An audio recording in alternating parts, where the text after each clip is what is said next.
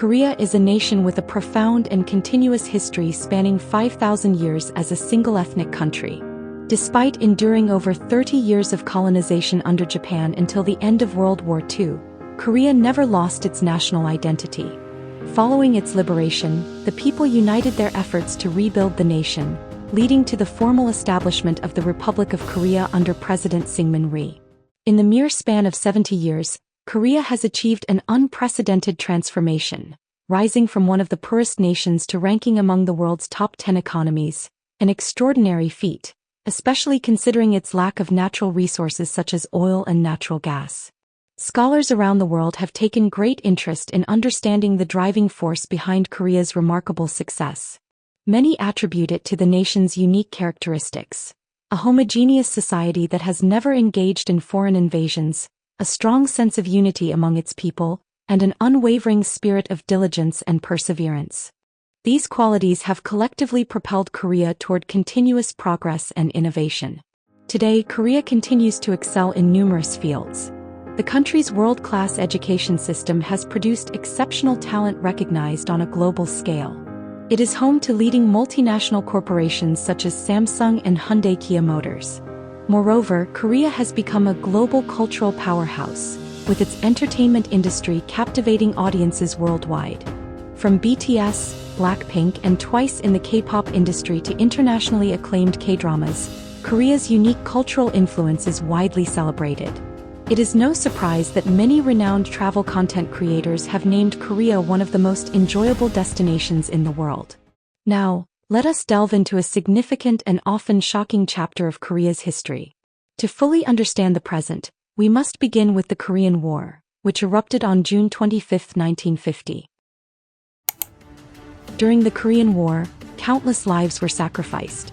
Young soldiers from the United States, the United Kingdom, Canada, Turkey, Australia, the Philippines, Thailand, the Netherlands, Colombia, Greece, New Zealand, Ethiopia, Belgium, France, South Africa, and Luxembourg fought as part of the Allied forces, giving their lives to protect the liberal democracy of a country they had never known. The United States alone lost over 50,000 troops. We express our deepest gratitude and profound sorrow for their sacrifice. Without the support of these nations, more than 60 in total, South Korea as a free and democratic nation would not exist today.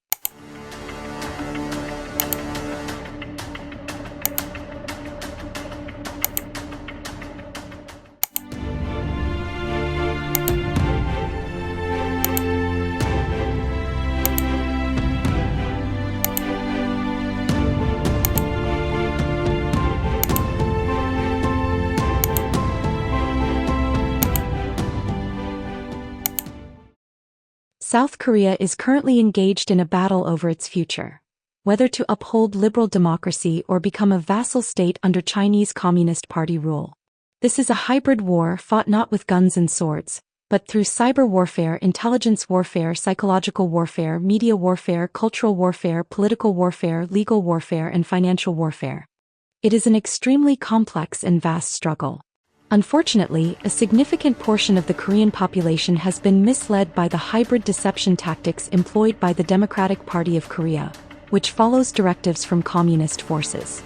Many mistakenly believe that the party represents the correct political path. The primary reason for this is that Korea's legacy media has long been infiltrated by communist influences.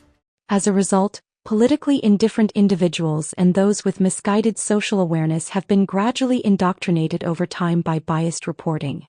Therefore, there is deep concern over whether South Korea can defend its liberal democracy on its own.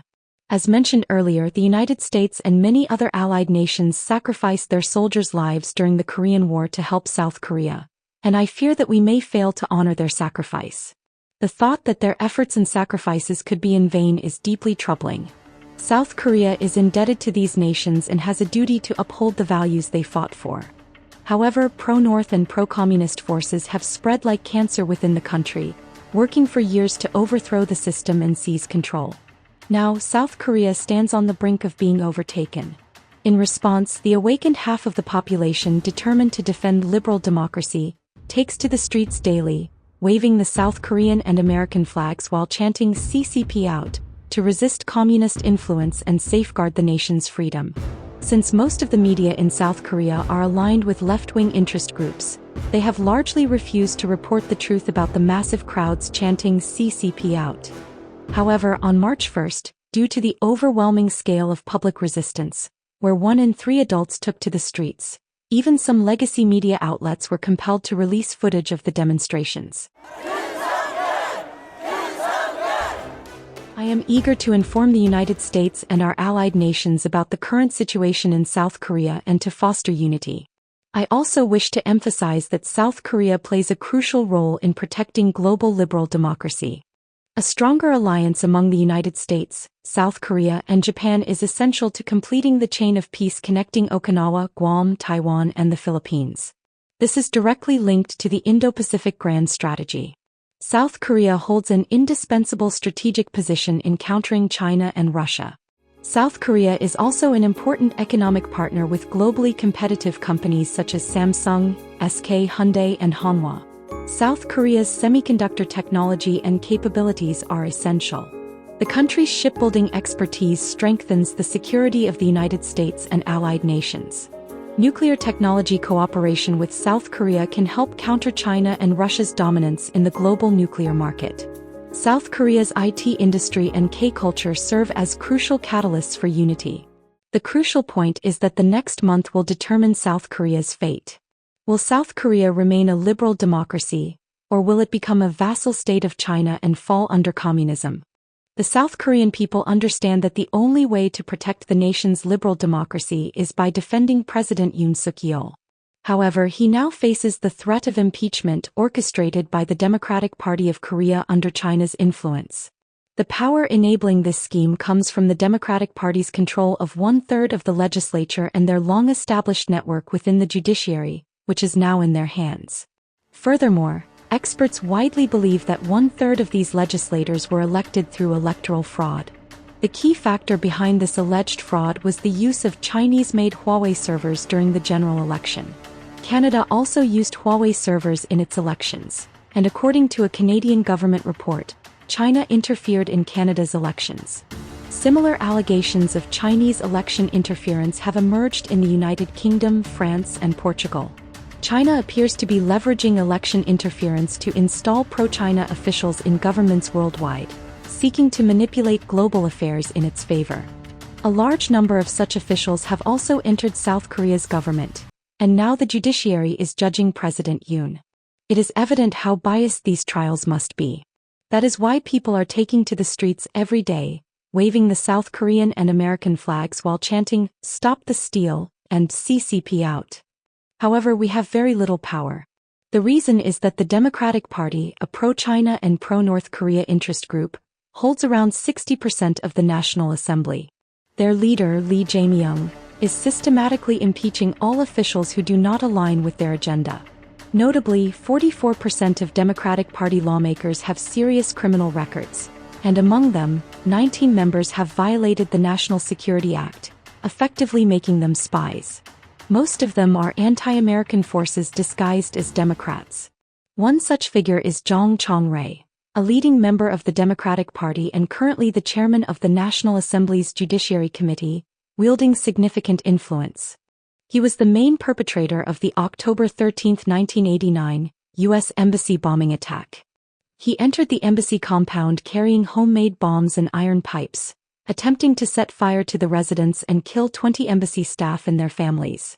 Fortunately, no one died, but he was imprisoned, only to be released after just 2 years with the help of the Roh Moo-hyun administration. Another key figure is Park Sun-won, who led the 1985 U.S. Cultural Center occupation. He was sentenced to prison but was later appointed as the Senior Secretary for Unification, Foreign Affairs, and National Security Strategy under the Roh Moo-hyun government. Park Sun-won is also a core member of the Democratic Party and one of the masterminds behind the impeachment plot against President Yoon. Democratic Party leader Lee Jae-myung has a criminal record with 4 prior convictions and is currently facing 12 additional allegations, 6 of which are already in court. His past convictions include impersonating a prosecutor. He falsely claimed to be a prosecutor while running for Gyeonggi Province governor. Drunk driving, obstruction of special official duties and destruction of public property, violating the Public Official Election Act, fact, these are only the confirmed charges, and the 12 ongoing allegations are even more significant. In court proceedings, 7 key witnesses, including his closest aides, subordinates, his chief secretary, and even the person managing his corporate credit card, were all scheduled to testify but died under suspicious circumstances before appearing in court. Many strongly suspect that these deaths were disguised as suicides, as it is believed that Lee Jae-myung preferred dealing with suspicions rather than having the actual truth exposed. Lee Jae-myung is widely regarded by 60% of the South Korean population as a typical psychopath and sociopath who treats any sacrifice lightly in pursuit of his own power. He frequently changes his statements, making shallow excuses depending on the situation. What is even more outrageous is that during the 100th anniversary ceremony of the Chinese Communist Party, he placed the flag of his own party, the Democratic Party of Korea, alongside the Chinese Communist Party's flag at the event. Lee Jae-myung's key policy pledges include dismantling conglomerates and wealth redistribution, where the assets of large corporations are seized and redistributed to the public. Despite this, he hypocritically pretends to care for ordinary citizens and claims to be the best at handling the economy. Unfortunately, many people are still deceived by his rhetoric. Among the 6 cases currently on trial, one of the most shocking allegations is that Lee Jae-myung orchestrated an $80 million transfer to North Korea through the South Korean company Sangbangwol. His subordinate, Lee Hwa-young, who was responsible for this transaction, has already been arrested. Now, it is Lee Jae-myung's turn to provide an explanation, yet he continues to delay the trial using unscrupulous tactics. In South Korea, Lee Jae-myung, a former lawyer, has earned the nickname combining law and slippery loach, due to his ability to evade legal consequences. His ultimate goal is to impeach President Yoon Suk-yeol and take his place. His strategy is to cover up all his legal risks by seizing power. More than half of South Korea's freedom-loving conservative citizens desperately hope that a Trump administration, as South Korea's strongest ally, will designate Lee Jae-myung as an international villain for his involvement in the illegal $80 million transfer to North Korea and swiftly extradite him. Many wish to see him sentenced to life imprisonment as a criminal of the century. All of this was made possible because during the previous pro-North, pro-communist Moon Jae-in administration, key figures were strategically placed in high-ranking positions, laying the groundwork for their agenda. Moon Jae-in publicly stated during his presidency that his most respected figure was Shin Young-bok, a North Korean spy who infiltrated the South during the Korean War. He also visited North Korea, where he was applauded by Communist Party officials and raised both hands in victory alongside Kim Jong-un. At the time, he handed over an unknown USB drive to North Korea, sparking major controversy. Many conservatives speculate that it contained nuclear power-related support plans, but the exact contents remain unknown. Under Moon Jae-in's rule, President Park Geun-hye was also impeached. He even visited China, where he gave a speech at Peking University declaring his support for Xi Jinping's Chinese dream, and likening China to a great mountain surrounded by smaller mountains, essentially portraying South Korea as a vassal state of China. The fact that such a person served as South Korea's president is truly appalling. Back then, I had no interest in politics and was unaware of Moon Jae-in's true nature. However, questions arose after President Yoon Suk-yeol's declaration of martial law, prompting me to start researching and uncovering the truth. President Yoon declared martial law to revive South Korea because, like me, the majority of the people were unaware of these facts and the Democratic Party's pro-China, pro-North Korea crimes. His goal was to expose their wrongdoings and save the nation. However, they fabricated evidence and used an institution with no legal authority to detain a sitting president to unlawfully arrest him. After 52 days in custody, President Yoon was released, but the trial is still ongoing. In the meantime, the public has come to understand why he declared martial law. Recognizing that safeguarding liberal democracy requires first protecting President Yoon, people from all over the country have been gathering in large numbers. Even university and high school students are issuing public statements on the national crisis, voicing their opposition to the president's impeachment.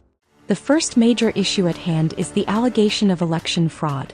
Despite an overwhelming amount of evidence surfacing, Korea's Democratic Party and the National Election Commission are working in unison to suppress any discussion on the matter, preventing even the mention of election fraud. Like President Trump, President Yoon Suk-yeol made election fraud eradication his top priority when declaring martial law. Because of this, he is often referred to as Korea's Trump. Suspicions of electoral fraud in South Korea have existed for years. However, the National Election Commission, the judiciary, the legislature, and even the Constitutional Court have been deeply intertwined, making any audit of election oversight impossible. These institutions have repeatedly engaged in illegal activities to suppress discussions of election fraud, even threatening legal action against those who mention it. Recently, 90 cases of hiring corruption within the National Election Commission have been uncovered. These cases involve high-ranking officials appointing their own relatives and close associates. Even a single case of academic fraud causes nationwide outrage. Yet the hiring corruption of public officials is an even greater ethical violation and a serious criminal act. What are they trying so hard to hide that they have turned a public institution into a family-run enterprise? That is the question I want answered. If the fraudulent election that enabled the opposition party's legislative overreach is proven to be invalid, then all their actions would be nullified. That is why the pro-China, pro-North Korea Democratic Party is desperately denying any allegations of election fraud. They have even gone as far as threatening to monitor and censor private social media messages, including KakaoTalk, to suppress discussions on the issue. Recently, they have been attempting to pass a law that would allow police officers and firefighters to forcibly commit individuals to psychiatric hospitals without a psychiatrist's diagnosis. Additionally, having already seized control of most media outlets, the Democratic Party is pushing for a broadcasting law aimed at silencing conservative YouTubers. The actions of the Democratic Party closely resemble those of the Chinese Communist Party. Will Korea be able to remain a free democracy? Now more than ever, your attention and support are crucial. Like, subscribe, and turn on notifications to protect our democracy. The story will continue in Part 2.